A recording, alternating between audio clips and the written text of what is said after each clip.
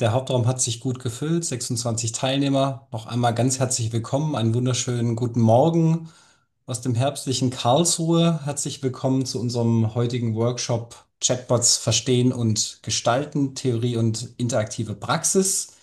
Ich möchte Sie ganz herzlich willkommen heißen im Namen des Hochschulnetzwerks Digitalisierung der Lehre Baden-Württemberg und des Karlsruher Instituts für Technologie, die diesen Workshop gemeinsam veranstalten im Rahmen der Fortbildungsreihe Künstliche Intelligenz in der Hochschullehre FOKI, die vom Wissenschaftsministerium Baden-Württemberg und den Stifterverband für die deutsche Wissenschaft gefördert wird. Bevor ich unseren heutigen Referenten vorstelle und ein paar Stichpunkte zum heutigen Thema des Workshops gebe, darf ich Sie jetzt schon auf die noch anstehenden Workshops im Rahmen dieser Reihe hinweisen. Und zwar beginnen wir oder geht es direkt weiter in der kommenden Woche mit einem Info-Event zum Thema rechtliche Fragestellungen und KI. Dieses Info-Event wird von der Rechtsinformationsstelle Baden-Württemberg, BW Digirecht, angeboten. Das bietet einen Überblick über aktuelle rechtliche Entwicklungen, über Gesetzgebung und Urteile, die in diesem Feld KI in der Hochschullehre unlängst ergangen sind, und bietet Ihnen vor allem auch die Möglichkeit, Fragen zu stellen, in den Austausch zu kommen. Also ein sehr niedrigschwelliges Format, wenn Sie sich für den rechtssicheren Umgang mit KI in der Hochschullehre interessieren. Es geht dann weiter mit einem Beitrag zum Thema Automatisierung und Personalisierung in der Lehre am 7.11., auch online. Und dann schließen wir vorläufig diese Fortbildungsreihe mit einem Workshop zur KI-Kompetenzentwicklung für Studierende. Hier haben wir einen Beitrag von Kolleginnen und Kollegen der DHBW Heilbronn und in enger Zusammenarbeit auch mit dem KI-Campus. Wenn Sie sich für diese Angebote interessieren, dann melden Sie sich gerne an. Es ist natürlich alles kostenfrei. Ich poste den Link zur Anmeldung auch hier nochmal in den Chat.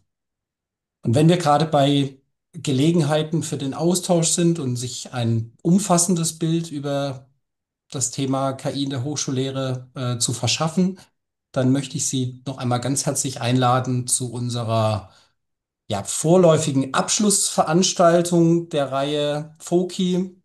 Das wird eine große Tagung, die hier in Karlsruhe stattfindet und auch online, der Higher Education Day, Künstliche Intelligenz in Lehre und Studium. Wir haben einen ganzen Tag mit Keynotes, also wohlgemerkt KI-Notes, Workshops, Lightning Talks, einer Podiumsdiskussion, in der verschiedene Perspektiven auf diesen Themenkomplex zusammengetragen werden. Wir werden mit Mandy Schiefner-Roos von der RPTU Kaiserslautern medienpädagogische Perspektiven einnehmen. Wir haben aus Nordrhein-Westfalen Peter Salden vom Zentrum für Wissenschaftsdidaktik an der Ruhr-Universität Bochum als Speaker dabei, der uns in die Steuerungs- und Governance-Perspektiven, insbesondere kooperative Perspektiven beim Aufbau von KI-Systemen und gemeinsame Entwicklung von Angeboten einführen wird. Wir haben ganz tolle Workshops, die didaktisch, rechtliche, ethische Fragestellungen beleuchten. Und die Podiumsdiskussionsteilnehmer am Schluss haben dann die nicht ganz einfache Aufgabe, diese verschiedenen Perspektiven gemeinsam mit Ihnen als Teilnehmenden zusammenzutragen und hoffentlich einen guten Ausblick zu geben, wo wir an den Hochschulen in Baden-Württemberg und darüber hinaus hin wollen und hinkommen können im Bereich KI in der Hochschullehre. Ich würde mich sehr freuen, Sie in Präsenz in Karlsruhe begrüßen zu dürfen. Es sind noch wenige Restplätze frei, also schnell bitte registrieren. Auch hier ist die Teilnahme kostenlos. Wenn Sie dabei sein möchten, dann melden Sie sich gerne an. Auch diesen Link poste ich gerade noch mal in den Chat, dass Sie den auch einfach direkt anklicken können und dort finden Sie auch den Link zur Anmeldeseite und können sich da einfach anmelden. Ja, so viel zum vorgeschalteten Werbeblock. Heute sind wir im Workshops Chatbots verstehen und gestalten, Theorie und interaktive Praxis. Denke, dieser Untertitel, der trifft es schon ganz genau. Andreas Sechsauer vom Karlsruher Institut für Technologie wird uns sehr grundlegend nochmal in die Fragestellungen, wie funktionieren eigentlich Chatbots, was können Chatbots leisten, wie werden Chatbots entwickelt, einführen. Und dann ist aber der Hauptteil bei Ihnen sozusagen gemeinsam und interaktiv auch auszuprobieren, verschiedene Szenarien zu entwickeln und hoffentlich auch gute Ansatzpunkte zu finden, wie Sie dann Chatbots in Ihrer Lehre oder in anderen Zusammenhängen einsetzen können. Ich freue mich sehr, dass Andreas Sechsauer jetzt zum zweiten Mal in dieser Foki-Reihe einen Workshop beiträgt. Andreas Sechsauer ist Mitarbeiter am Zentrum für mediales Lernen am Karlsruher Institut für Technologie. Er ist dort sowohl in der strategischen Weiterentwicklung von digitalen Technologien und jetzt insbesondere KI befasst, als auch in der operativen Umsetzung gemeinsam mit Lehrenden, gemeinsam mit anderen zentralen Einrichtungen am KIT. Und Andreas Sechsauer ist benanntes Mitglied im HNDBW Think Tank Künstliche Intelligenz und Learning Analytics. In diesem Rahmen sind wir in einem baden-württembergweiten Austausch, gemeinsame Entwicklungen voranzutreiben und unter anderem ist auch diese Fortbildungsreihe aus diesem Think Tank geboren. Ganz herzlichen Dank, Andreas, dass du dich bereit gefunden hast, diesen heutigen Workshop zu gestalten. Ich freue mich sehr und würde direkt an dich übergeben. Zuvor noch zwei organisatorische Hinweise. Wir zeichnen die Impulsteile des heutigen Workshops auf. Das heißt, es ist ausschließlich der Speaker Andreas Sechsauer in der Aufzeichnung zu sehen. Sie sollten sich davon nicht abschrecken lassen, Fragen zu stellen, sich zu melden. Sie selbst als Teilnehmende werden nicht in der Aufzeichnung zu sehen sein. Und ein weiterer organisatorischer Hinweis: Sie haben die Möglichkeit, wenn Sie möchten, eine Teilnahmebescheinigung für die Mitwirkung am heutigen Workshops zu bekommen. Wenn Sie das wünschen, dann schreiben Sie mir gerne eine kurze Nachricht per Mail. Meine Adresse poste ich gleich auch nochmal in den Chat. So viel zum Housekeeping und nun können wir direkt in die Inhalte einsteigen. Ich würde direkt an dich übergeben. Lieber Andreas, ich freue mich auf den Workshop. Ja, vielen Dank, dass ich heute mit so vielen Personen in den Austausch zu dem Thema kommen darf. Ich fange vielleicht kurz an, was wir jetzt konkret oder was ich jetzt konkret geplant habe. Also zum einen möchte ich so ein bisschen ein paar Beispiele aus dem KIT geben. Also ne, auf welcher Basis kann ich jetzt hier Sachen machen? Was haben wir ausprobiert? Welche Erfahrungen haben wir daraus gemacht? Ähm, Dann ein wichtiger Teil für Sie, für die nächste Phase, dann zu sagen, wie funktioniert eigentlich so ein Chatbot? Was gehört da alles dazu? Wie mache ich das inhaltlich? Es geht also nicht um die Programmierung, sondern eher um die inhaltliche Gestaltung. Also wie kann ich als Lehrperson im Prinzip ein Chatbot so gestalten, dass er das tut, was ich in meiner Lehrveranstaltung möchte und nicht etwas anderes? Und damit gehen wir dann in Breakout-Gruppen. Und da möchte ich mich schon mal vorab ganz herzlich bedanken bei der Emily Möbs, bei der Svenja Geisler und auch beim Matthias Bandl, weil wir im Prinzip Ihnen jetzt kein System geben können, mit dem Sie das quasi selbst tun können, wollen wir aber Sie trotzdem interaktiv das ausprobieren lassen. Und das machen wir dann nachher in Breakout-Gruppen, dass wir jeweils das System, was wir haben, als Bildschirm teilen und dann Sie auffordern, tatsächlich auch Dinge zu benennen, die Sie gerne ausprobieren wollen und wir das dann eben gemeinsam in den Gruppen ausprobieren, um konkrete Erfahrungen auch zu sammeln. Das geht so etwa eine Dreiviertelstunde, dieses Hands-on. Und dann machen wir noch eine kurze Biopause. Und nach der Biopause wollen wir einmal noch kurz so auf das Thema rechtliche Aspekte, was muss ich denn so eine EU-AI-Act als Stichwort und so weiter betrachten. Und ich gebe noch ein bisschen Ausblick, wo entwickelt sich zum Beispiel jetzt die Infrastruktur am KIT hin, weil ich denke, das sind sehr vergleichbare Sachen auch zu anderen Hochschulen, wo Sie dann auch ein bisschen ableiten können, mit was müsste ich denn bei mir, je nachdem, in den entsprechenden Kreisen an der Hochschule vorstellig werden, was ich denn an Infrastruktur für sowas bräuchte. Und dann haben wir noch genügend Zeit für Diskussionen und Fragen, was noch eben offen geblieben ist. Bevor ich jetzt wirklich tiefer inhaltlich einsteige, einmal noch so eine Definition. Was verstehe ich denn, wenn ich von Custom Chatbots rede, damit wir dann im weiteren Verlauf auch über die gleichen Dinge reden und nicht aneinander vorbeireden. Ich habe das mal so formuliert: Ein Custom Chatbot ist ein individuell gestalteter virtueller Assistent, der auf spezifische Anforderungen, Themengebiete oder Nutzergruppen abgestimmt wird. Durch maßgeschneiderte Wissensquellen, spezifische Einstellungen und definierte Verhaltensweisen liefert er präzise, kontextbezogene Antworten. Lehrende können damit ihren Studierenden in einem ausgewählten didaktischen Setting individuell und rund um die Uhr unterstützen. Ich habe hier mal als nächste Folie, macht er ein paar Begriffe hervorgehoben, weil ich denke, das sind die entscheidenden Dinge, die so ein Custom Chatbot ausmachen. Also in dem ersten Teil individuell gestaltet, spezifische Anforderungen, eine bestimmte Nutzergruppe im Bild. Also es geht darum, nicht einfach einen Chat, wie wir ihn von ChatGPT und Co. verwenden, der generisch ist zu verwenden, sondern etwas zu haben, was auf eine bestimmte Situation ganz individuell angepasst ist und auch ganz bestimmte Anforderungen erfüllt und eben dann für eine bestimmte Zielgruppe in einer bestimmten Situation das richtige Instrument ist, wenn es gut gelingt. Der zweite Teil ist maßgeschneiderte Wissensquellen und definierte Verhaltensweisen. Wenn ich so etwas, ein Custom Chatbot, das ist der Custom-Teil letztendlich, mache, dann sind das zwei Elemente, die das ganz wesentlich sind. Nämlich einmal die maßgeschneiderte Wissensquelle ist ein ganz bestimmter Wissenskorpus. Das kann zum Beispiel das Skript der Lehrveranstaltung sein. Und ich kann dann so erreichen, dass dieser Chatbot eben nicht Dinge anders erzählt, als ich sie in meinem Skript erzähle, sondern im Prinzip das so verwendet, wie ich es auch in meiner Lehrveranstaltung sonst darstelle. Das heißt also, ich kann ihm ganz genaue Informationen geben, welches Wissen er verfügt, welchen Wissenskorpus und wie er damit umgehen soll. Und eben dann bekomme ich da sehr spezifische Antworten und eben keine Halluzination. Das ist also ein wesentliches Element. Und das andere, die definierte Verhaltensweise, das spielt so ein bisschen auf die verschiedenen Rollen, die ich mal links nicht als vollständig, aber mal als Beispiele aufgeführt habe. Ich kann diesem Bot ganz bestimmtes Verhalten versuchen zu geben. Also ich kann zum Beispiel sagen, wenn eine Frage kommt, gib sofort die Antwort. Aber ich kann genauso sagen, wenn eine Frage kommt, gib nicht direkte Antworten, sondern versuch durch Rückfragen die Leute selber dazu zu bringen, die Antwort sich Stück für Stück zu erarbeiten. Also ich kann diesem aussteuern, wie soll sich das Ganze in der Praxis dann verhalten. Und damit komme ich dann eben zum ganz spezifischen didaktischen Setting. Und das ist wie immer in der Digitalisierung ganz wichtig. Ich mache das in irgendeinem Rahmen für irgendeinen Zweck.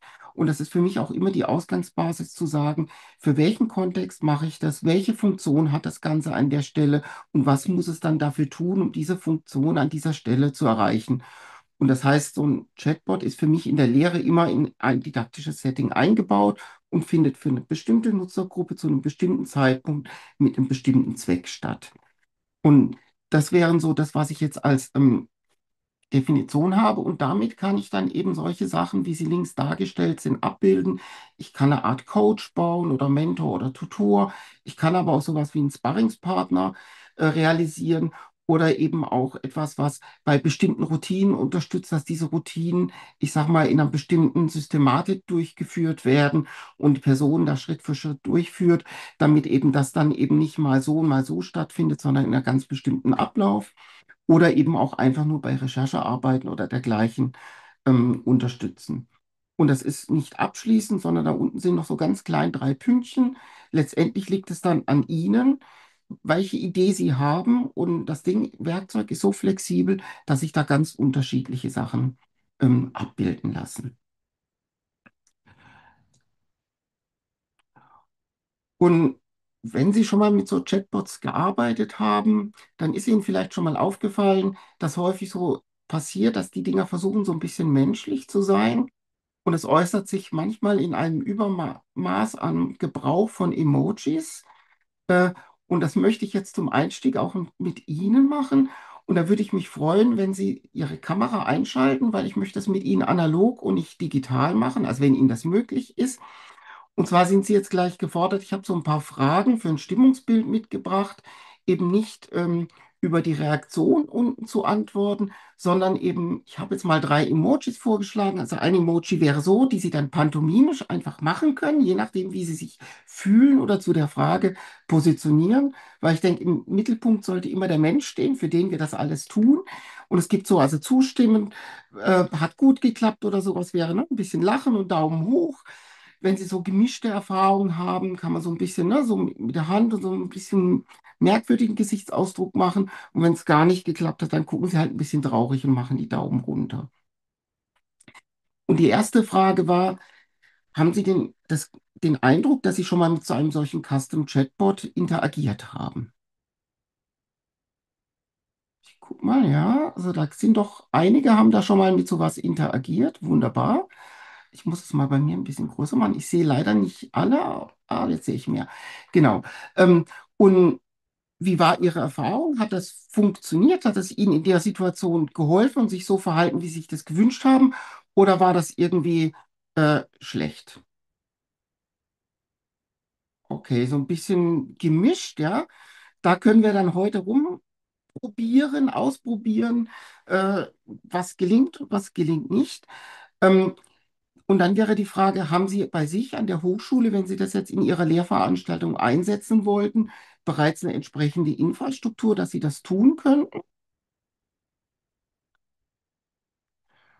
Okay, also eher ein durchwachsenes Bild, ja. Ähm, und die letzte Frage, Achtung, das ist eine Fangfrage. Haben Sie die Lust, sowas für Ihre Lehrveranstaltung einzusetzen und zu wissen, wie das Ganze funktioniert? Ja, so ein bisschen, noch ein bisschen skeptisch gibt es auch noch, aber ist in Ordnung. Genau, also das wäre mal so ein bisschen, dass man ein bisschen weiß, wo ich dran bin.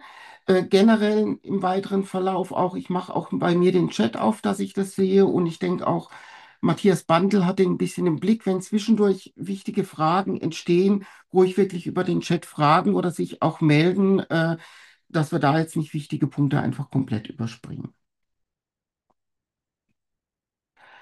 Genau, also auf welcher Basis mache ich das Ganze?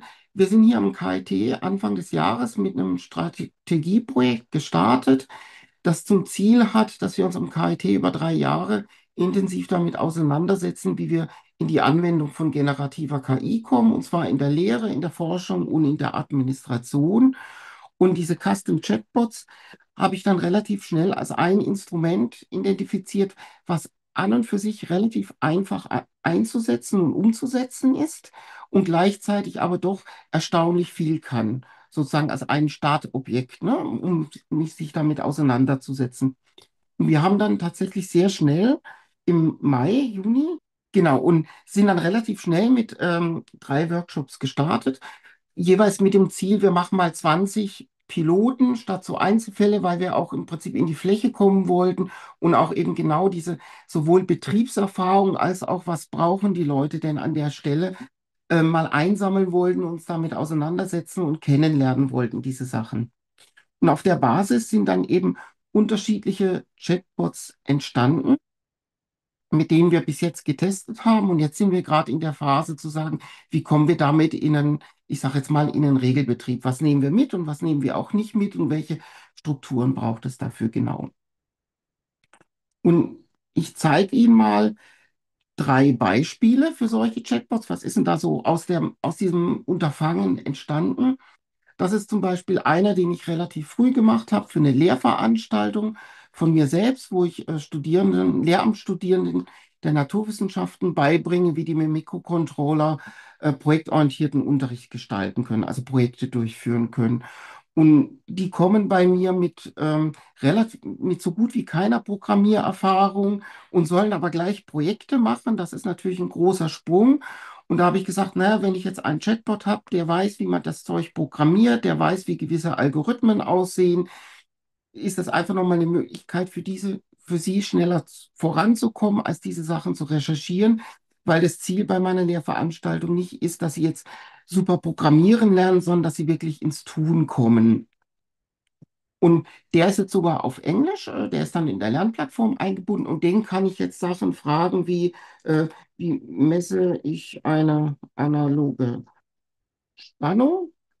Und der arbeitet jetzt, der hat als Hintergrundmaterial das Skript und verschiedene Versuchsanleitungen und dergleichen, die ich für die Lehrveranstaltung habe und die auch die Studierenden habe. Und er kann jetzt da drin gucken und kann dann relativ schnell Auskunft geben, wie ich etwas verwende, kann auch Code darstellen. Ich kann dann auch sagen, gebe mir einen Code als Beispiel für eine Messung alle 60 Sekunden oder sowas, ähm, und kann da dann auch wirklich im Prinzip diese Hürde letztendlich nehmen, weil er hier dann relativ schnell Dinge gibt. Den Studierenden sage ich natürlich, das Ding kann auch mal Fehler machen. Ihr müsst es natürlich prüfen und einordnen, passt es oder nicht und auch ein bisschen die Reflexionskompetenz an der Stelle schulen. Aber so kann man relativ schnell vorwärts kommen und relativ gut dann eben damit arbeiten. Jetzt kam die Frage, welches Modell da im Hintergrund läuft. Das ist jetzt ein GPT-4.1 Mini. Ich sage da nachher noch was dazu, da kommen wir nachher noch zu den Modellen. Ein anderes Beispiel äh, ist dann genau das gleiche System. Also wenn man das einmal kann man das für ganz unterschiedliche Sachen einsetzen. Vor wenigen Wochen war die Lehr-Lernkonferenz. Auf der Lehr-Lernkonferenz haben wir dann auch quasi ein Chatbot angeboten, um sich mit den Beiträgen, die da stattfinden, nochmal anders auseinanderzusetzen. Der hat also regelmäßig Transkripte der Vorträge gekriegt, der kannte auch die Poster. Ich selbst war auch mit einem Poster zum Thema Chatbots dabei. Ähm, und dann kann ich zum Beispiel sagen, zeige mir eine Mindmap zu den Inhalten des Posters von Andreas. Ne? Paar ich verbessere es mal nicht, dass es dann schief geht. Und kann dann so nochmal mit diesen Inhalten auf eine andere Art und Weise interagieren. Jetzt hat er einen Syntax-Error beim Mindmap machen. Manchmal passiert es. Oft zeigt er dann auch tatsächlich ein Bild an. Das liegt immer an den Klammern. Keine Klammern in der Mindmap. Das habe ich zwar versucht, ihm auszutreiben, dass er das tut. Ab und zu passiert es noch. Ist ein bisschen schade, aber das sind dann genau die Sachen, mit denen man, wenn man das in die Praxis bringt, sich auseinandersetzen muss, ausprobieren muss und dann eben reparieren. Mal gucken, ob er jetzt kommt. Manchmal denkt er recht lange nach. Wir können da gleich nachher nochmal gucken. Ich gehe mal zum nächsten Beispiel weiter. Auf genau der gleichen Basis, okay, jetzt hat er das hier, muss ich hier nochmal sc.kit.edu. Das ist auch einer, den Sie selbst im Zweifelsfall ausprobieren können. Auf genau der gleichen Basis haben wir dann mit unserem Rechenzentrum einen Chatbot gemacht und äh, der ist hier unten, wo ich im Prinzip Servicefragen stellen kann. Also mein Mailspeicher ist voll, was kann ich tun oder sowas. Ähm, Ist genau die gleiche Technik. Und wenn Sie das, was wir jetzt heute gemeinsam machen, kennen, dann ist es im Prinzip relativ egal, ob Sie sowas, was für die Lehrveranstaltung oder das, was ich jetzt für die Konferenz gezeigt habe, machen wollen. Ist immer das gleiche Funktionsweise und die gleichen Mechanismen, die da greifen. Es ist nur für einen anderen Zweck. Und jetzt gehe ich mal zurück, aber es inzwischen, ne? Also diesmal hat die Mindmap geklappt, nur so ein Vorführeffekt. Ähm, genau, und das ist jetzt das, was ich Ihnen in den mit den nächsten Folien zeigen will. Wie komme ich jetzt dahin, dass etwas sowas macht und sehr spezifisch für einen bestimmten Zweck unterwegs ist? Ich habe noch zwei Folien zu dem, was wir jetzt in der Lehre gemacht haben. In der Lehre sind dann 17 Chatbots entstanden.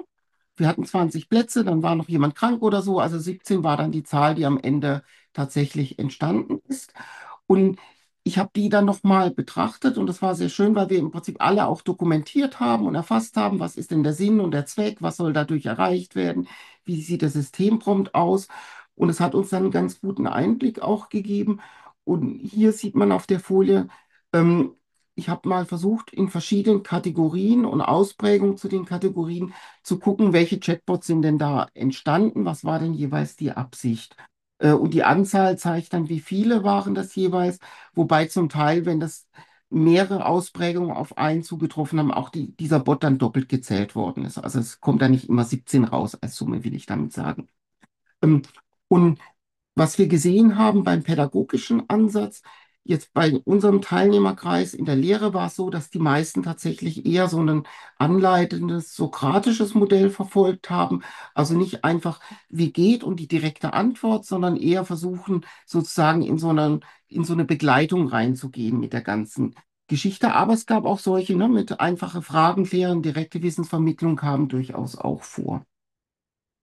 Was ganz spannend war, war der eine quizbasiert, also zu sagen, dessen Aufgabe war es eher, im Prinzip quasi ein Quiz zu der Lehrveranstaltung zu erzeugen und dann mit ein paar Fragen quasi in einem quizartigen Setting mit den Studierenden zu bearbeiten. Also auch sowas kann ich theoretisch umsetzen.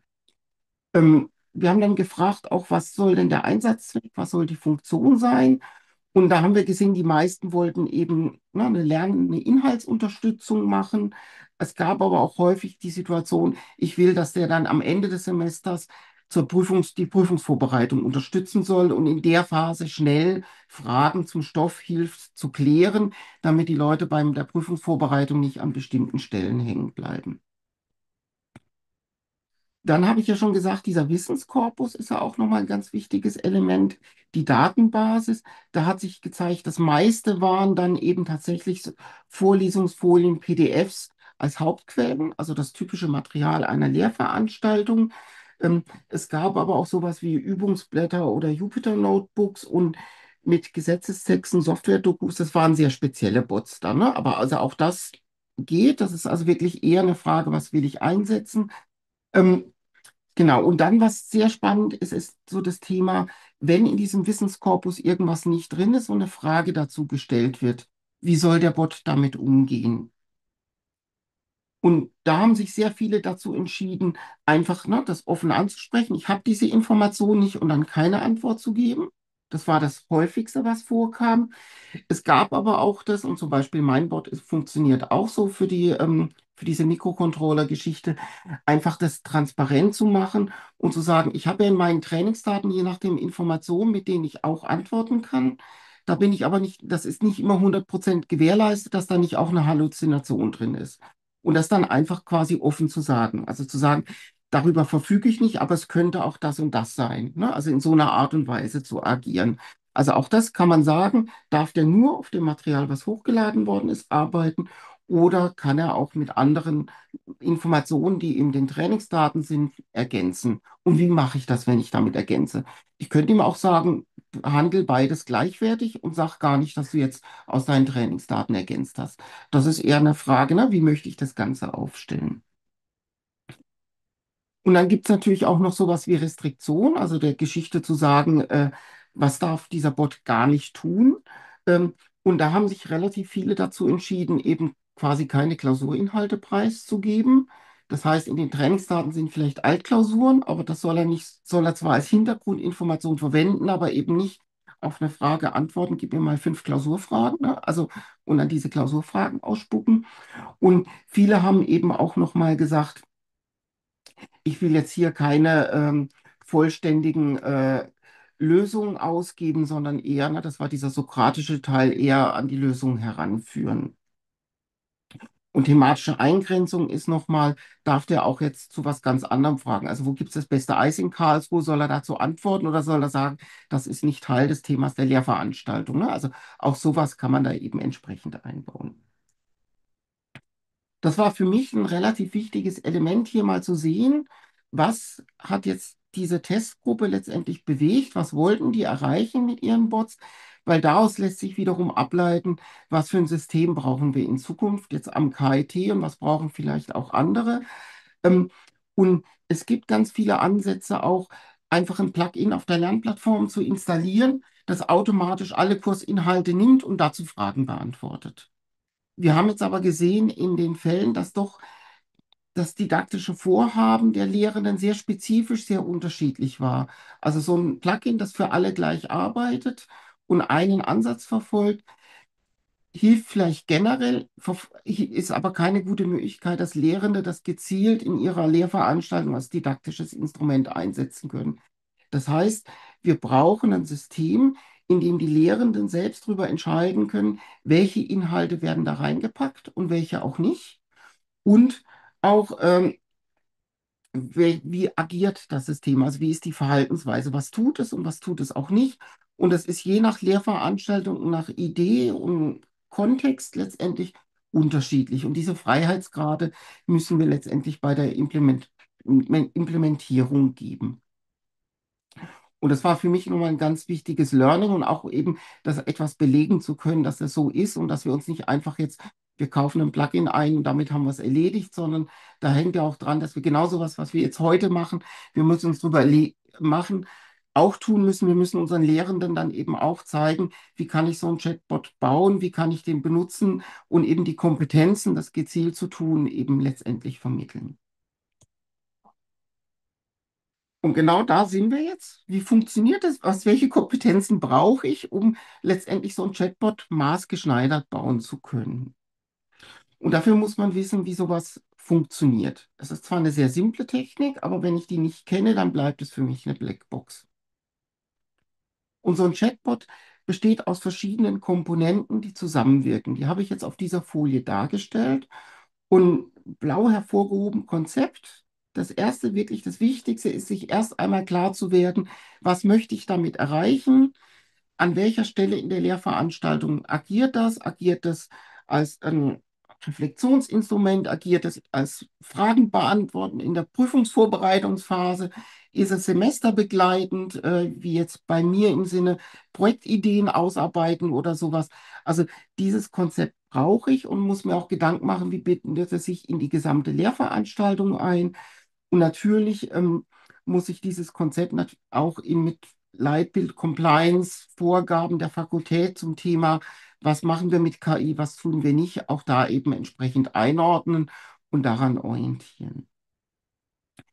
Dann gibt es ein ganz wichtiges Element, den Systemprompt, den sogenannten. Habe ich nachher auch ein Beispiel dafür, wie sowas dann konkret aussieht. Darüber steuere ich das Verhalten und die Tonalität. Und da stellen wir einfach verschiedene Muster zur Verfügung, die dann für den eigenen Zweck angepasst werden können. Und, und diskutieren eben, was sind Fallstricke, was funktioniert, was nicht gut. Das ist nachher das, was wir tatsächlich in der interaktiven Phase dann auch mit Ihnen intensiv tun. Und auch da drin kann ich eben auch nochmal sagen, diese Dinge definieren, ne? Was darf das Ding nicht tun? Ne? Also darf es zum Beispiel Antworten zu Themen außerhalb der Lehrveranstaltung oder nicht? All das landet im Systemprompt. Und ich kann auch ganz so banale Dinge damit tun, wie duzt der Bot die Studierenden oder siezt er sie? Also ne, in welchem Tonfall agiert er beispielsweise? All das steuere ich über diesen Systemprompt. Dann kommt dieser Wissensspeicher dazu. Der Wissenskorpus, habe ich ja vorhin schon gesagt, irgendwelche Skripte, Texte, andere Dokumente. Ähm, und da steht jetzt so diese drei Buchstaben RAG drunter. RAG steht für Reality Augmented Generation. Das ist genau das Verfahren, das sozusagen die Generation von Dingen durch irgendwelche realen Bestandteile augmentiert angereichert werden. Und im einfachsten Fall lade ich einfach in dem System meine Dokumente hoch. Ich kann an der Stelle auch noch mal viel Energie reinstecken, wenn ich das möchte. Ich hatte ja eben den Bot von dem Rechenzentrum gezeigt, zu fragen. Da haben wir relativ viel Aufwand getrieben, diese Daten noch mal besser aufzubereiten. Und so ein typisches Format, die aufzubereiten, ist Markdown. Und dann kommen wir wirklich in das Feintuning von sowas rein. Je besser ich die Materialien aufbereite, desto besser funktioniert der Bot noch. Sie können sich das zum Beispiel vorstellen, wenn Sie Ihr Skript haben und in Ihrem Skript steht immer die gleiche Kopf- und die gleiche Fußzeile auf der Seite, dann ist es nachher in den Daten ganz oft drin, nämlich pro Seite einmal. Und eigentlich ist es Overhead, der keinen inhaltlichen Beitrag hat. Und ich kann jetzt, wenn ich Dokumente aufbereite und in so ein reines Textformat mache, umwandle, da gibt es auch Tools für, kann ich das natürlich zum Beispiel die Kopf- und die Fußzeilen rausschmeißen, weil sie keinen zusätzlichen Mehrwert liefern und verhindert dadurch, dass im Zweifelsfall nachher in den Antworten das sich plötzlich durchsetzt, weil es besonders häufig in den Daten drin ist. Also da kann man noch relativ viel tun. In der Praxis mal so für einen normalen Bot reicht es einfach, die Dokumente hochzuladen. Und dann kam ja vorhin schon die Frage nach dem, welches Modell kam zum Einsatz. Das ist die vierte Box, das Foundation-Modell. Das sind die ganz normalen Sprachmodelle, über die wir über irgendwelche APIs oder sonst was zugreifen können. Und das können jetzt Modelle von OpenAI wie GPT-4.1, Mini, Nano oder das große sein oder GPT-5, können aber auch Open-Source-Modelle wie Qwen oder LLaMA sein, also oder DeepSeek oder ne, was auch immer wir da nehmen wollen. Und da kommt jetzt das Thema rein, dass ich mich eben genau entscheiden muss, welches Modell nehme ich für was. Und das ist immer eine Abwägung, was kann welches Modell gut, was kann welches Modell weniger gut. Die Modelle, wenn ich die nicht selber lokal installiert habe, verursachen auch Kosten, die API-Kosten. Und die großen Modelle kosten mehr als die kleinen Modelle. Die großen Modelle können komplexere Sachverhalte dafür, brauchen aber vielleicht auch länger. Und da gilt es im Prinzip genau in diese Abwägung zwischen Kosten, Performance oder auch speziellen Anforderungen reinzugehen und natürlich auch das Thema Datenschutz mit zu berücksichtigen oder Vertraulichkeit von Daten.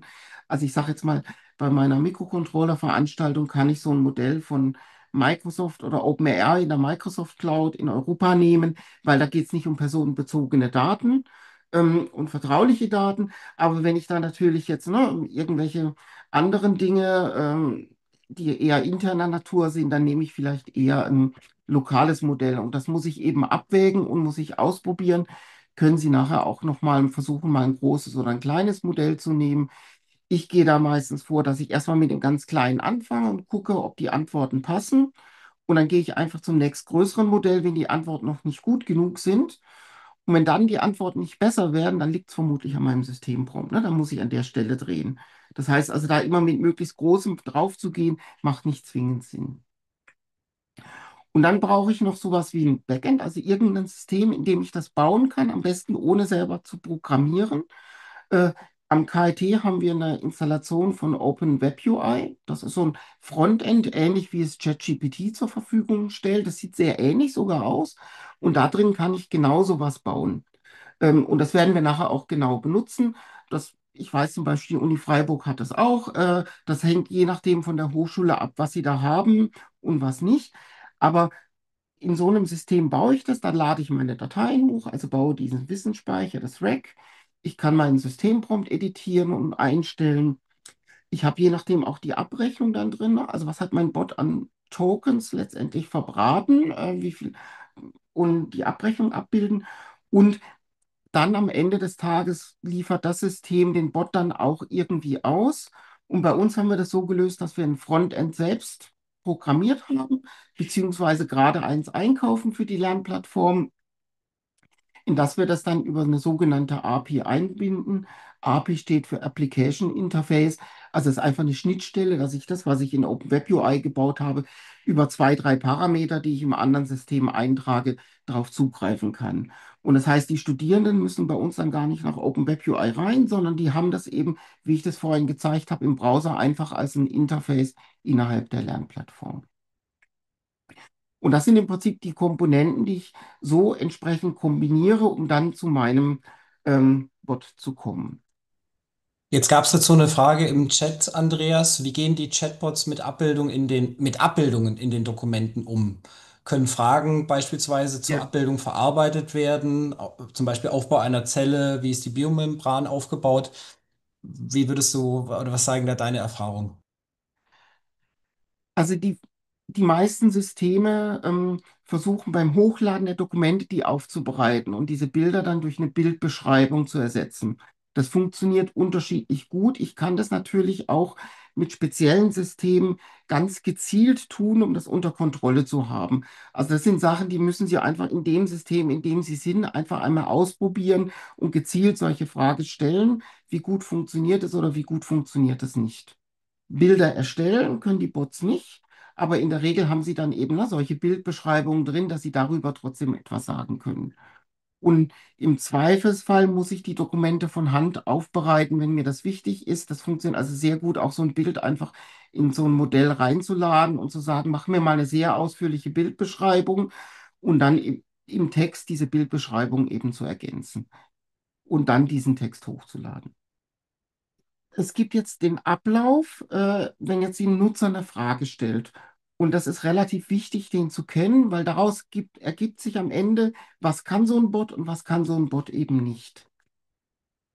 Wenn jetzt hier ein Nutzer mal symbolisch da links unten dargestellt irgendeine Frage an den Bot stellt, dann passiert Folgendes. Das geht jetzt quasi an das System ran und das System hat jetzt ein sogenanntes Embedding-Modell.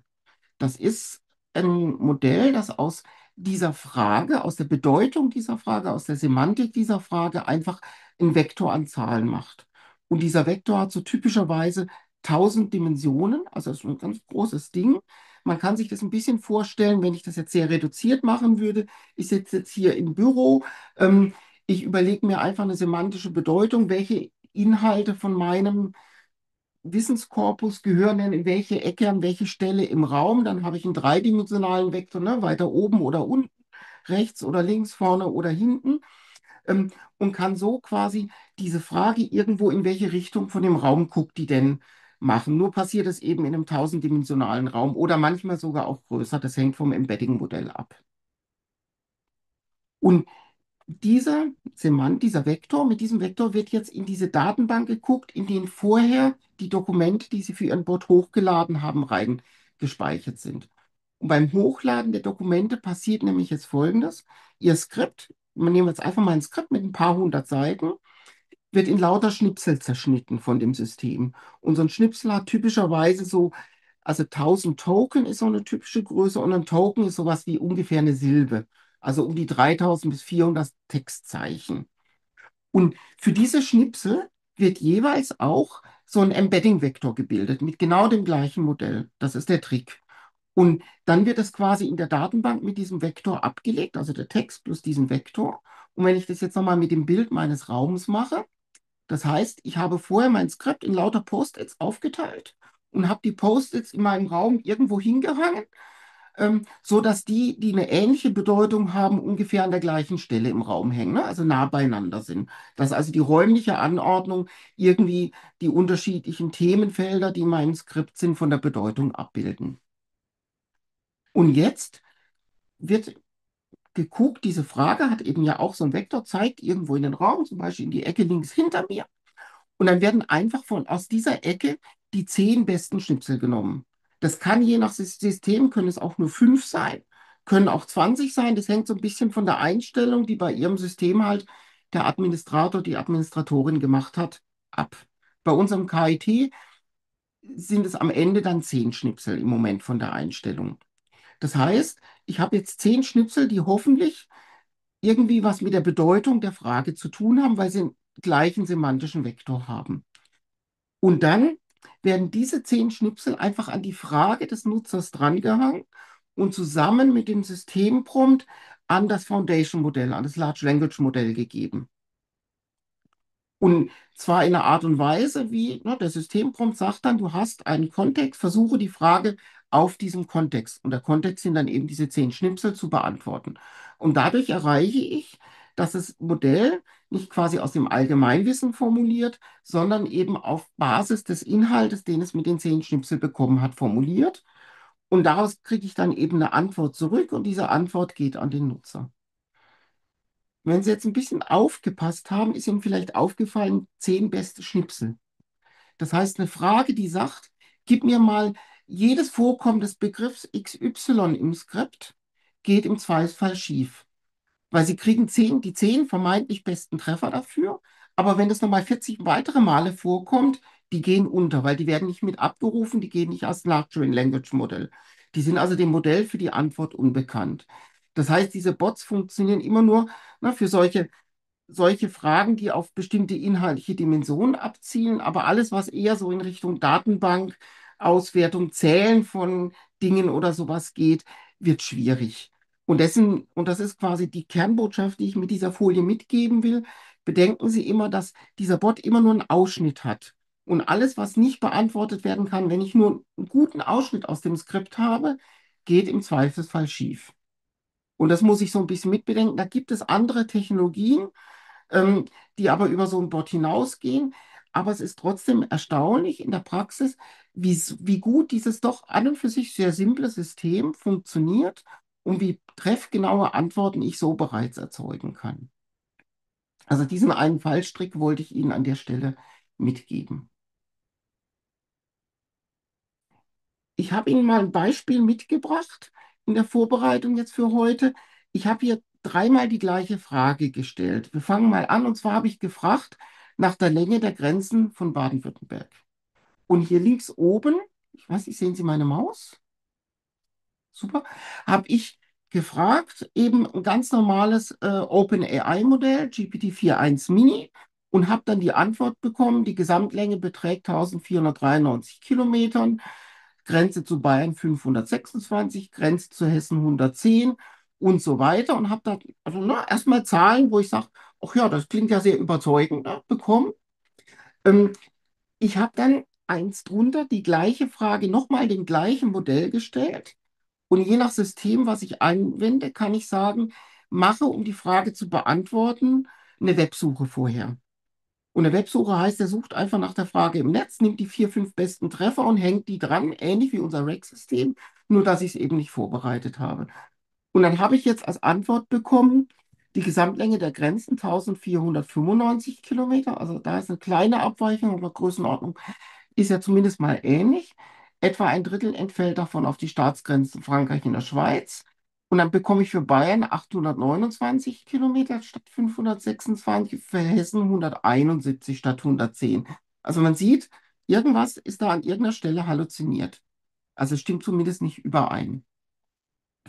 Ich habe jetzt zur Vorbereitung von heute mal also auch mit einem Modell mal eine Webrecherche machen lassen. Ich habe mit Perplexity mal Eigenschaften von Baden-Württemberg recherchieren lassen und Perplexity kriegt das sehr gut hin, also wirklich echte Quellen zu verwenden und diese Quellen dann zu einem Gesamtdokument zusammenzubauen. Und das ist auf der rechten Seite, die liegen nachher auch im System drin, dieses Dokument. Die gleiche Frage, und da habe ich jetzt eben ein langes Dokument über Baden-Württemberg eingepflegt, das dann aus Quellen also des Landes, des Webauftritts der Landes zum Beispiel diese Zahlen drin hat. Und dann kriege ich eben genau die Zahlen, ne, die ich vorher eingepflegt habe, raus. Und da sind es eben jetzt 860 und 171 Kilometer.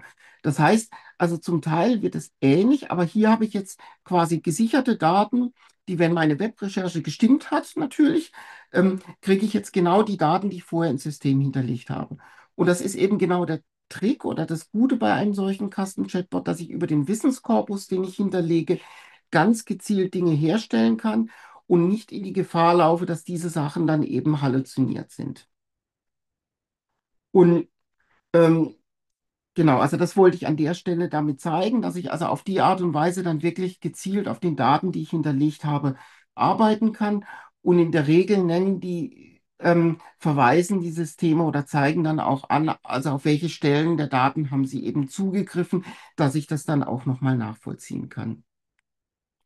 Und das ist eine der Kernideen des Bots, eines als solchen Custom Chatbots, dass sie eben etwas haben, was gezielte Antworten gibt und eben nicht was zusammenreimt, was vielleicht stimmt, aber vielleicht auch nicht stimmt. Das war jetzt das Thema, wo kommt das Wissen her? Und jetzt kommt das Thema, das Verhalten. Das Verhalten kommt über den Systemprompt. Und so ein Systemprompt ähm, kann man aus ganz unterschiedlichen Dingen zusammensetzen, so ein bisschen wie so ein Baukastensystem, sage ich jetzt mal. Ähm, Das eine, was bei so einem Systemprompt ich machen kann, und ich muss das auch nicht alles machen, aber das sind Dinge, über die ich nachdenken kann, die ich benutzen kann, ist, ich kann dem Ganzen eine Rolle und eine Identität geben. Also ne, du oder sie, äh, eher humorvoll oder sachlich, fachlich oder sowas. Ne, das kann ich darüber sagen. Und ich kann dem Ganzen auch eine Rolle geben. Also du bist Kommilitone von jemandem, ne, also um so über die Rolle ein bisschen aussteuern, wie sich das System verhält. Und kann aber auch gucken, gibt es irgendwelchen Fachjargon, der verwendet werden soll, den ich da mit reinschreibe, ne? Dass bestimmte Fachbegriffe ganz gezielt verwendet werden, beispielsweise. Oder gibt es auch ne, so Language Guidelines, also gibt es zum Beispiel ne, äh, geschlechterneutrale Sprache, die verwendet werden soll oder auch nicht. Ne? Das kann ich da eben über so einen Prompt dann steuern. Das Zweite, was ich berücksichtigen sollte, ist das Ziel definieren. Also was ist das Ziel dieses Bots? Ne? Also du sollst ne, bei dem Bot von dem Rechenzentrum warst, du sollst Supportanfragen, du bist Supportmitarbeiter und sollst Supportanfragen beantworten. Ne? Dann steuere ich das System schon etwas aus, wie es sich verhält. Ähm, und für diesen Teil hilft es sich auch wirklich, Use Cases zu überlegen. Also was sind typische Fragen und was ist die Antwort, die Verhaltensweise, die Sie dann erwarten würden und was wäre blöd, wenn das passiert. Und mit diesen Positiv- und Negativbeispielen, die kann ich auch in den Systemprompt einbauen und dadurch eigentlich ganz gut aussteuern, was passiert. Und ich kann diese Beispiele auch verwenden, wenn ich dann nachher selber teste, ne? Mal ausprobieren. Ich stelle die Frage, passiert auch das, was ich will oder nicht? Dann Inhalte und Grenzen hatten wir auch schon mal gesagt, ne? Also zu sagen, soll er nur zu dem Thema der Lehrveranstaltung antworten oder darf er auch für was anderes verwendet werden, ne? Also solche Sachen. Ähm, Da vielleicht auch nochmal zu sagen, ne, es gibt da auch ja schon eine gewisse Zensur durch das Foundation-Modell. Ne? Also wenn ich im Prinzip so ein OpenAI-Modell verwende, da hat der Hersteller schon eingebaut, das wird mir niemals Tipps für Selbstmord Gedanken geben oder so, ne? Also auch dessen müssen wir uns bewusst sein. Die Modelle haben da schon so gewisse Schranken eingebaut. Die können uns auch stören, ne? Je nachdem, was wir für einen Sachverhalt haben, ne? Das müssen wir halt im Zweifel ausprobieren und gucken, was damit passiert. Dann ganz wichtig, ne, Nutzung des Wissensspeichers, hatte ich ja schon gesagt, soll es ausschließlich auf der Basis antworten. Und das Zauberwort ist Kontext. Also über den Wissensspeicher reden die Modelle. In der Regel verstehen die, dass wir den Wissensspeicher verwenden wollen, wenn wir Kontext sagen. Äh, soll das zitiert werden? Soll es Verweise geben? Soll nur der Wissensspeicher verwendet oder darf auch das implizite Wissen verwendet werden? Und wie wird damit umgegangen? Dann gibt es noch so das Thema Härtung. Also gibt es Dinge, die gar nicht passieren dürfen? Also wir haben jetzt zum Beispiel gerade über einen Bot bei uns geredet, der ähm, zu den von BW-Digi-Recht zu den Dokumenten helfen soll, da drin zu recherchieren. Der darf auf keinen Fall eine Rechtsberatung machen. Ne? Dann muss ich das in das System prompt einbauen. Ab wann fängt eine Rechtsberatung an? Und wie kann ich das unterscheiden und dass das eben nicht passieren darf? Ne? Also das sind solche Sachen, die ich bei Härtung dann eben einbauen kann. So ein Punkt, der bei Härtung gerne auch eingebaut wird, ist, darf der Bot sein Systemprompt verraten? Das müssen Sie entscheiden, ob er das darf oder nicht, ob das kritisch ist oder nicht kritisch ist. Ich bin da eigentlich ein Fan davon, das möglichst transparent zu machen, also das nicht als Blackbox gegenüber den Studierenden zu behandeln. Aber je nachdem gibt es sicherlich auch gute Gründe, wenn es zum Beispiel so ein Reflexionsinstrument sein soll, das einen bestimmten Ablauf verfolgt, den Ablauf vielleicht vorher nicht zu verraten, damit die Leute auch wirklich in die Reflexion reinkommen. Könnte zum Beispiel so sein, ne? Und dann gibt es noch, was ich auch ganz spannend finde, ist Abschluss und sonstige Instruktionen. Also der Bot könnte zum Beispiel eine Konversation immer sofort zumachen, also Antwort geben, sagen, ich bin fertig, oder könnte auch sagen, ich antworte und ich mache Vorschläge dazu, wie das Gespräch weitergehen könnte. Also versuchen die Leute im Gespräch zu halten. Also sowas können Sie da eben einstellen. Und wenn man das macht, gibt es so ein paar Tipps, was man tun kann. Also der Haupttipp ist, testen, anpassen. Also das ist ein iterativer Prozess und das ist sicherlich nicht, ich schreibe das einmal und es funktioniert sofort. Dann hatte ich ja schon beim Zweck- und Zielsetzung gesagt, Musterfragen, Musterantworten überlegen, mit denen regelmäßig testen, weil wenn ich eine Stelle ändere, kann sich vielleicht auch eine andere ändern. Ähm, und eben die auch in den Prompt als Steuerelement einbauen. Ich weiß nicht, ob Sie das mal probiert haben, wenn wir versuchen, einem Menschen irgendwas ganz genau zu beschreiben, das fällt uns total schwer, ein ganz konkretes Vorgehen Schritt für Schritt ohne Missverständnisse zu beschreiben. Wenn ich ein Beispiel gebe, also zum Beispiel auch für die Formatierung einer Ausgabe, ne, das ist viel leichter, als das zu beschreiben, wie das aussehen soll. Einfach ein kurzes Beispiel, gebe deine Ausgabe in der Form, wie zum Beispiel, und dann das hinschreiben, haben Sie sofort das Ergebnis, was Sie wollen, statt es sehr mühsam im Detail zu beschreiben. Dann hatte ich Markdown ja vorhin schon mal verwendet. Sehen wir gleich auf der nächsten Folie, was Markdown ist, wie das aussieht. Das ist so eine einfache Auszeichnungssprache, mit der man quasi in Reihentextdateien ein bisschen Formatierungshinweise geben kann. Also zum Beispiel sagen, was ist eine Überschrift, was ist fett. Ähm, und es hilft natürlich auch dem Large Language Modell, ihre Anweisung, was ist davon wichtig, was ist weniger wichtig, gut zu verstehen. Und ganz banal an und für sich, aber man muss da einmal drauf kommen. Die Large Language Modelle können diese Systemprompts selber sehr gut schreiben. Wir selbst tun uns da sehr schwer. Also durchaus einen ganz normalen Chat nehmen und einfach mal so sagen, ich will, dass meine Assistent das und das macht. Einfach mal grob beschreiben, was erwarten Sie von Ihrem Bot? Und dann zu sagen, erstelle mir dafür eine klare, eindeutige Arbeitsanweisung, die auch das Vorgehen beinhaltet. Dann bekommen Sie irgendwas in Größenordnung einer Seite an Arbeitsanweisung, die Sie als Systemprompt verwenden können. Heißt nicht, dass Sie die Copy and Paste sofort einfügen, sondern lesen Sie sie durch, gucken, was ist gut, was ist gelungen, was ist nicht gelungen, verändern, Sachen rausnehmen, Sachen ergänzen, nochmal nachprompten. Aber geht viel schneller, als das selber hinzuschreiben.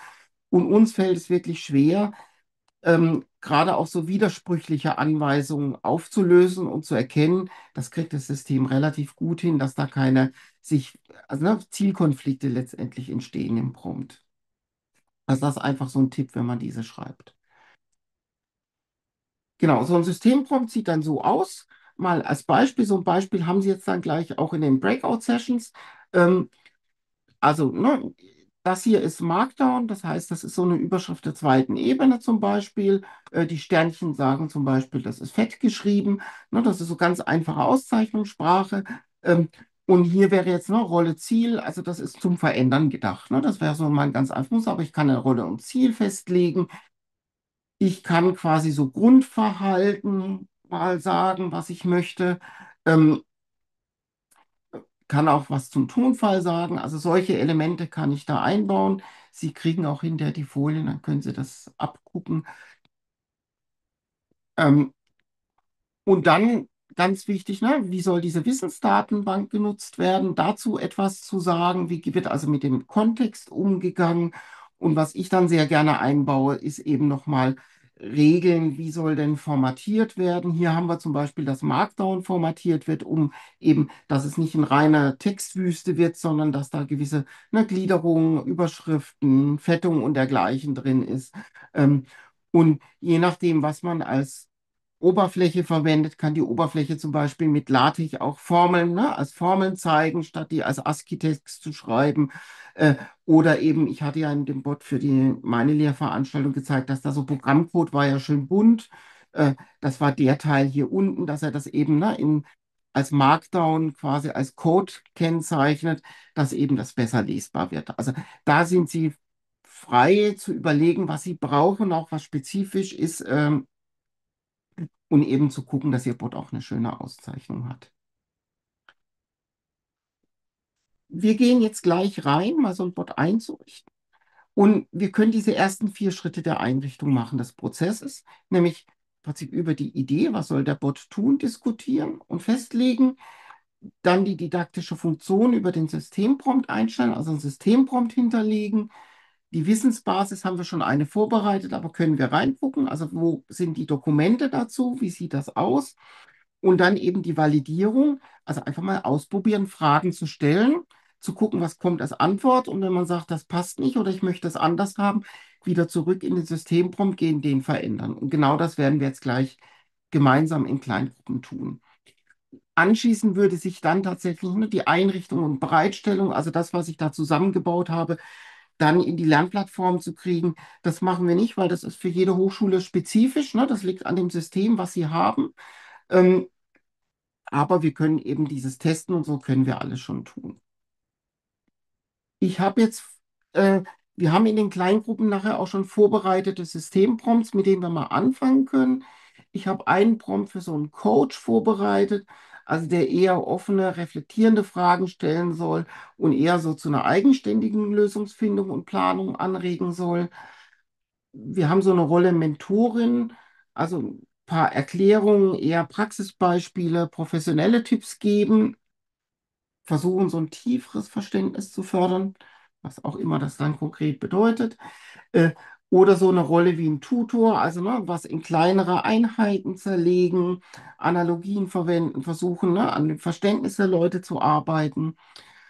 Sparringspartner, ne, nutzen selbst, den Nutzer selbst dazu auffordern, kritische Fragen und Gegenargumente zu machen, eigene Lösungsansätze validieren oder verbessern, also solche Elemente. Routineassistent würde ne, irgendeine Checkliste oder irgendwas durchgehen mit den Leuten und gucken, dass was systematisch bearbeitet wird. Und Rechercheassistent würde eben einfach helfen, sich schnell irgendwas im Skript oder so zu finden. Und da können Sie jetzt gleich in der Gruppe abstimmen, sich austauschen, was Sie gerne ausprobieren wollen und eins davon ausprobieren. Und nicht nur eins, sondern nehmen Sie sich auch die Zeit und wechseln Sie da mal zu was anderem und probieren Sie nochmal so anders, weil ich finde das sehr eindrücklich zu sehen, wie wenig Änderungen nämlich im Systemprompt schon zu einem komplett anderen Verhalten führen kann. Ich hätte jetzt auch noch einen kleinen Input und dann können wir noch mal in eine größere Diskussion reingehen. Ich teile noch mal meinen Bildschirm. So 2 kleine Dinge, die ich Ihnen mitgeben will. Also zum Thema Recht und Infrastruktur. Einfach mal, dass man mal was gehört hat. Ähm, und wir haben in dem Rahmen, wenn wir das in solchen Workshops machen, uns natürlich auch mit diesen Themen noch mal auseinandergesetzt bei uns. Ähm, und wir sind dann auch in Abstimmung mit unserer Rechtsabteilung, also es ist jetzt keine juristische Information, sondern einfach, ne, was ich als juristischer Laie sozusagen, ne, quasi rausnehmen kann, nochmal Also wir haben uns dann sehr gezielt dafür entschieden, wir machen keine Hochrisiko-Custom-Chatbots. Also wir gehen bewusst in den Bereich rein, der kein hohes Risiko hat, weil in dem Moment, wo wir in Hochrisikobereiche reingehen würden, nach EU AI Act, bräuchten wir gewisse Zulassungen und dergleichen, was wir einfach auch nicht leisten können. Und dafür haben wir uns angeguckt, was ist denn ein Kriterium für nicht Hochrisiko, ne? Also was muss ich denn erfüllen, damit ich eben nicht in den Hochrisikobereich reinfalle? Ähm, und das eine ist eben, ne, ich darf kein deutliches Risiko für Gesundheit, Sicherheit oder Grundrechte darstellen. Das ist, denke ich, bei so einem Tutorbot, der jetzt ne, keine Lebensberatung macht, sondern zu Fachthemen versucht zu unterstützen, gegeben. Äh, Der EU-AI-Act nennt weiterhin ne, eng gefasste Verfahrensaufgabe. Also ne, wir schneiden den Bot ja quasi auf eine bestimmte Rolle in einer bestimmten Situation zu. Wir führen das Ganze. Wir machen jetzt nichts komplett Generisches. Ähm, Genauso fällt da rein Verbesserung menschlicher Tätigkeit. Äh, Passt jetzt auf unsere Bots, glaube ich, nicht so ganz als ein Kriterium. Ähm, Vorbereitung von Entscheidungen. Also das heißt, ne, das Ding trifft keine Entscheidung, sondern es bereitet Entscheidungen vor. Und dann kommen wir nämlich ganz schnell auch in den Punkt, kein Ersatz menschlicher Bewertung. Also das darf ne, nicht quasi die Prüfungsbewertung oder sowas sein. Ne? Das heißt also, da wir eben, ich sag mal, tutorielle Systeme machen, sind wir ja nicht in dem Bereich, dass wir dann eine Klausur reingeben und sagen, gib mir mal die Note für die Klausur, sondern eben eher ne, Personen in der Klausurvorbereitung unterstützen. Ähm, und Profiling ist natürlich auch nicht erlaubt. Das heißt, also wir dürfen es jetzt nicht so einsetzen, dass wir darüber zum Beispiel unsere Studierenden einsortieren in gut, weniger gut oder sonst was, sondern es darf ein Unterstützungswerkzeug sein, aber eben nicht zum Profiling dienen, weil in dem Moment, wo ich Profiling-Geschichten mache, bin ich automatisch in Hochrisiko drin und dann habe ich natürlich einen ganzen Rattenschwanz an anderen Dingen, die ich berücksichtigen muss. Und was auch relativ wichtig ist, ist die Dokumentationspflicht. Das heißt also wirklich nochmal, ich habe den Systemprompt, diese Wissensbasis, da gibt es bisher noch keine mir bekannten Regeln, in welcher Form das genau passieren muss. Das ist sicherlich auch nochmal eine institutionelle Aufgabe, aber es schadet auf jeden Fall nicht, nochmal ein bisschen sich ein Word-Dokument oder was zu machen, indem man aufschreibt, welchen Systemprompt habe ich verwendet, was waren die Grundüberlegungen dafür, was soll das Ding tun, was soll das Ding nicht tun und welche Wissensbasis hat es dafür bekommen und wie stelle ich das bereit. Also so ein paar Grunddinge einfach aufzuschreiben, dass wenn jemand nachfragt, man einfach sagen kann, ja, ich habe das als bewussten Prozess getan und nicht so aus der Lameng raus und mal sehen, ob es funktioniert oder nicht. Also das schadet auf keinen Fall, da etwas sich zu machen. Formale Kriterien habe ich bisher noch keine gesehen. Und dann gibt es gewisse Pflichten. Also wir sind dann automatisch auch Anbieter eines solchen Systems, Betreiber und Anbieter sogar beides, ähm, die sich aus dem EU-AI-Act ergeben. Und wenn man da so ein bisschen guckt, gilt ab, ne, zu dem Zeitpunkt, wo Anfang des Jahres losgelaufen waren einige Sachen noch, ne, die kommen jetzt im Sommer. Der ist rum, inzwischen gilt das alles. Ne? Also ich muss mich um all diese Dinge so ein bisschen kümmern. Und aber viele dieser Dinge tun eigentlich auch gar nicht weh und sind eigentlich eher auch eine Frage des guten Tonfalls und des guten Umgangs miteinander. Und das Allerwichtigste für mich ist wirklich der Hinweis auf eine KI-Interaktion, also wirklich deutlich machen, das ist ein KI-Bot und ihr agiert jetzt hier nicht mit einem Menschen, sondern ihr agiert mit einem KI-System, dass das einfach wirklich deutlich gekennzeichnet ist. Und eben auch klar ist, dass die Inhalte, die da herauskommen, ne, KI generiert sind. Da gehört dann sicherlich auch dazu, mit den Studierenden darüber zu diskutieren, wenn sie da Sachen per Copy and Paste rausnehmen, wie machen sie das dann auch wiederum kenntlich, dass das KI-generierte Inhalte sind. Und eben, wir müssen die Verantwortung übernehmen. Ne? Das heißt, wir haben da sofort ein eigenes Branding, das ist in unserer eigenen Plattform oder sowas drin. Da gehört dann dazu, auch irgendwelche Nutzungsbedingungen, Impressum dazu zu machen, wo auch drin steht, wer ist die Ansprechperson, wer ist davon verantwortlich. Das haben wir bei uns dann intern abgestimmt, wie sieht sowas aus, bis sich das halt wieder ändert. Die Sachen ändern sich ja auch immer mal wieder. Dann freiwillige Leitlinien. Also am KIT gibt es Leitlinien zum Einsatz von KI. Da sollte ich mich natürlich immer schlau machen. Gibt es an meiner Hochschule etwas? Gibt es da schon Definitionen, die ich berücksichtigen sollte und dann auch gucken, dass man sich innerhalb derer bewegt? Ähm, und eben diese Pflicht zur Konformitätsbewertung, also ein CE-Kennzeichen, das wäre, wenn ich ein Hochrisikosystem mache, dann muss ich diesen Prozess durchlaufen. Da wir kein Hochrisikosystem haben, entfällt das. Ne? Das ist ein ganz wichtiges Element in dieser Entscheidung, warum wir bewusst gesagt haben, keine Hochrisikosysteme. Ähm, und dann halt natürlich kontinuierlich auch gucken, tut das System das, was es tut, hat sich was verändert. Ne? Das Modell kann sich zum Beispiel verändern oder dergleichen, also dranbleiben. Ähm, und dann eben die Transparenzpflicht, also tatsächlich auch nochmal deutlich zu machen, zum Beispiel, welches Basismodell liegt dahinter, ne? Im Prinzip, wohin gehen die Daten? Werden die Daten ausschließlich jetzt bei mir am KIT verarbeitet oder gehen die dann auch ein Modell zum Beispiel in der Microsoft Cloud? Ne? Das muss ich eben entsprechend kenntlich machen. Äh, und dann eben KI-Kompetenzen vermitteln, ist ein ganz wichtiges Element im EU AI Act. Da gibt es, und zwar einmal bezogen auf mich als Betreiber, also Anbieter dieses Chatbots, und einmal natürlich auch in Bezug auf die Personen, die das benutzen.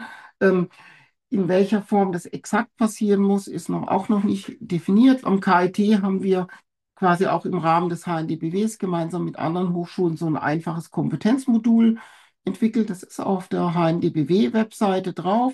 Das heißt, im Zweifel gucken, kann ich mir irgendwo so einen Kurs mal machen, ist bei mir lokal was definiert und es tun, bevor man sowas anbietet, um einfach zu sagen können, ja, ich habe mich auch mit dem Thema KI-Kompetenzen auseinandergesetzt und habe in einem gewissen Rahmen, weiß ich, was ich da tue, wenn ich sowas anbiete. Genau, bei uns ist es auf so einer internen Plattform, ansonsten auf der HNDBW-Website, ich nehme mal an, Matthias postet nachher noch den Link, ähm, kann man das machen. Also wenn es bei Ihnen selber nichts angeboten wird, dann können Sie auch sowas machen, dann können Sie zumindest sagen, ich habe mich bemüht und ich habe da geguckt und ich habe das eben nicht im luftleeren Raum gemacht. Und das so mal ein bisschen zu der rechtlichen Seite, mit der man sich auseinandersetzen sollte. Und ich kann jetzt mal sagen, wie sieht es jetzt bei uns mit Infrastruktur aus am KIT? Wir sind jetzt gerade dabei, das kommt so in den nächsten Wochen, bei uns ein Plugin in der Lernplattform zu installieren, mit denen Lehrende dann quasi in ihrer Lehrplattform für die Studierenden, in ihrem Kurs in der Lernplattform für die Studierenden, die in dem Kurs drin sind, dann eben so ein Chatbot anbieten können. Den wird es in verschiedenen Ausbaustufen geben. Die erste Aufbaustufe wird die ersten zwei werden relativ schnell da sein, weil das kann das Plugin schon, nämlich quasi einen einfachen Chat. Da kann ich dann nur den Systemprompt hinterlegen, aber keine Wissensbasis. Was das System aber jetzt auch schon kann, ist, dass ich neben dem Systemprompt ein größeres Dokument als Wissensbasis hinterlegen kann, aber eben nicht mehrere Dokumente. Und wir sind jetzt gerade dabei, mit der Firma, die hinter dem Plugin steht, das quasi erweitern zu lassen, sodass man dann tatsächlich das, was wir heute gemacht haben, in unserem Open Web UI einen kompletten Bot bauen mit allen Einstellmöglichkeiten, die da sind, mit einem kompletten Feintuning und dann den dort einbinden können. Und so haben wir dann die Möglichkeit geschaffen, dass quasi Lehrende eigenständig im Rahmen ihrer Lehrveranstaltung ganz unterschiedliche Arten von Chatbots machen können. Entweder, ich sage mal, elaborierter, ähnlich wie wir das heute getan haben, oder sehr einfach mit nur einem einfachen Systemprompt. Und ich gehe davon aus, dass es an anderen Hochschulen ähnliche Aktivitäten gibt. Also da einfach mal umhören an der eigenen Hochschule, welche Möglichkeiten sind da vorgesehen, an welchen wird gearbeitet und da ein bisschen die Augen offen zu halten, was da kommt. Für die, die jetzt vom KIT ein paar Namen sehe ich ja auch mit KIT hier dabei sind, da wird es dann bei uns dann auch nochmal Informationen gezielt dazu geben. Das geht jetzt noch so, ich sag mal, bis Ende November, bis das da ist.